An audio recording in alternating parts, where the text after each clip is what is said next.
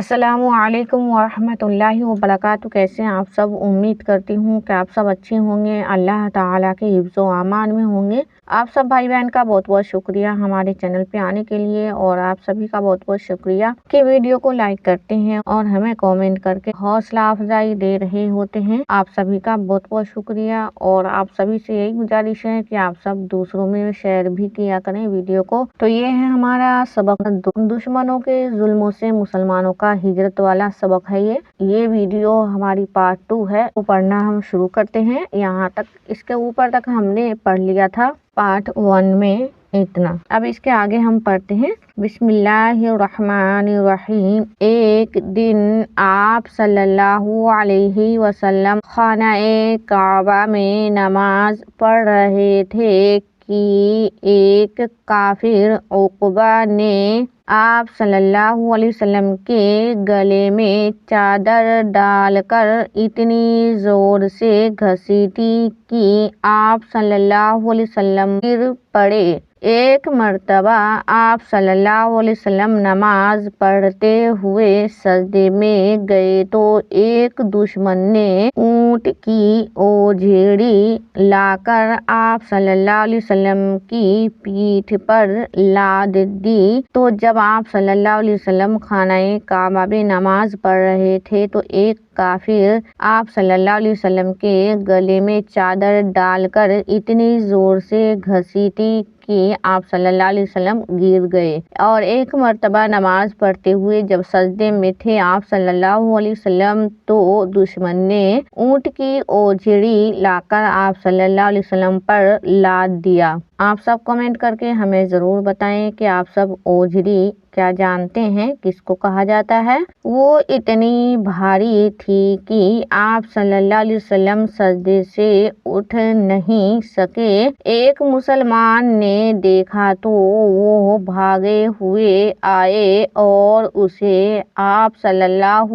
علیہ وسلم کی مبارک پیٹھ سے، تو یہ اوجھیڑی اتنا بھاری تھا کہ آپ صلی اللہ علیہ وسلم اٹھ نہیں پا رہے تھے، تو ایک مسلمان نے دیکھا تو بھاگے بھاگے آئے اور آپ صلی اللہ علیہ وسلم کی پیٹھ مبارک سے یہ اٹھایا۔ اور عورتیں کیا کرتی تھی، راستے چلتے ہوئے رہتے آپ صلی اللہ علیہ وسلم تو کوڑا کرکٹ آپ صلی اللہ علیہ وسلم پر ڈال دیتی۔ آپ صلی اللہ علیہ وسلم کے ساتھی مسلمانوں پر بھی بڑے بڑے ظلم کیے جاتے تھے، تو آپ صلی اللہ علیہ وسلم پر اور ان کے ساتھی جو مسلمان لوگ تھے ان پر بھی بڑے بڑے ظلم کیے جاتے تھے۔ بچوں، جن مسلمانوں نے مسلمان رہتے ہوئے آپ صلی اللہ علیہ وسلم کو دیکھا ہے اور مسلمان ہی رہتے ہوئے مرے ہیں، ان کو صحابی کہتے ہیں۔ کسی صحابی کا نام جب لیا جاتا ہے تو عزت اور احترام کے لیے ان کے نام کے ساتھ رضی اللہ عنہ لگانا ضروری ہے۔ خالی ابو بکر صدیق کہنا بڑی بے ادبی ہے، تو ہم نے ادب سے نام لینا ہے اور نام کے ساتھ میں رضی اللہ عنہ اگر جینس کا نام ہے تو لگا کے بولنا ہے۔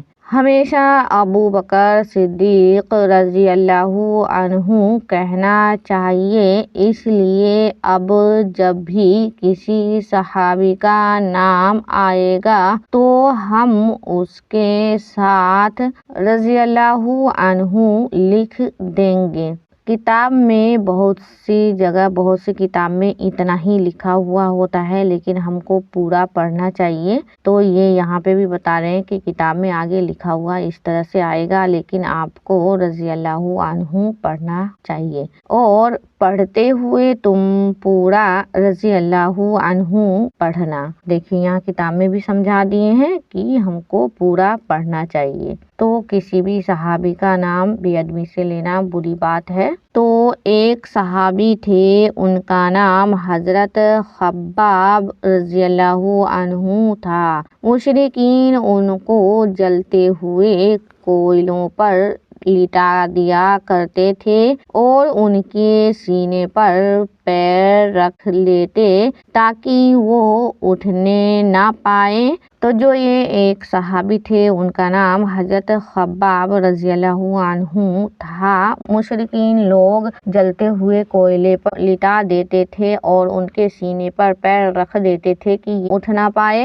एक दूसरे सहाबी थे, उनका नाम हजरत बिलाल रज़ियल्लाहु अन्हु था। उनको गरम रेत पर लिटाकर सीने पर पत्थर रख दिया करते थे। तो हजरत बिलाल रज़ियल्लाहु अन्हु जो थे उनको लोग क्या करते थे, गरम रेत पर लिटा देते थे और सीने पर पत्थर रख दिया करते थे और कहते थे कि मुसलमानों का साथ छोड़ दो, मगर वो फिर यही कहते कि अल्लाह एक है, अल्लाह एक है। फिर उनके गले में रस्सी डालकर बाजारों में घसीटा करते थे। उनका तमाम बदन छिल जाता और खून बहने लगता।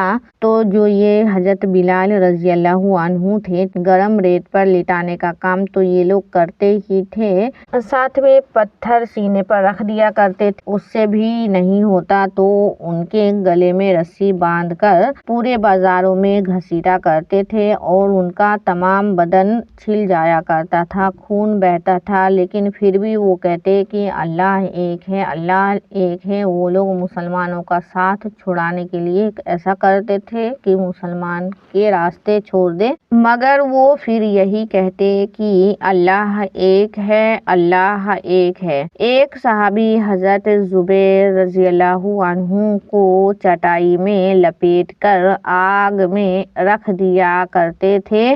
तो ये सहाबी कौन थे? हजरत जुबैर रज़ियल्लाहु अन्हु थे, जिनको चटाई में लपेटकर आग में रख दिया करते थे। मुसलमानों की आंखें फोड़ दिया करते थे, ढेलों से मारकर लहू लुहान कर देते थे।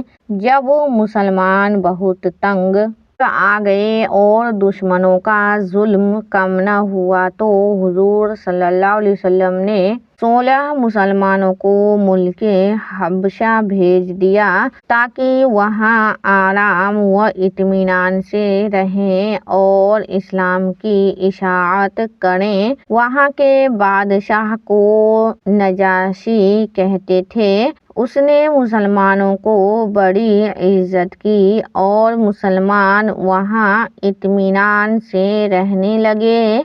जब मक्का के मुशरिकों को मालूम हुआ कि मुसलमान हबशा में इत्मीनान से रहते हैं तो उन्होंने 3-4 दुश्मनों को नजाशी के पास भेजा कि उनसे कह दो कि हमारे मुल्क के कुछ आदमी तुम्हारे मुल्क में आ गए हैं, उन्हें वापस कर दो। नजाशी ने उन मुशरिकीन के सामने ही मुसलमान को बुलाया और उनसे पूछा कि तुम लोग क्यों आए हो और यहाँ से वापस जाओगे या नहीं। मुसलमानों में से एक सहाबी हजरत जाफर रज़ियल्लाहु अन्हु ने कहा कि ए बादशाह, हम पहले बिल्कुल जाहिल थे, पत्थरों के बुतों को पूजते थे, मुराद खाते थे और गालियां बकते थे, लड़ते थे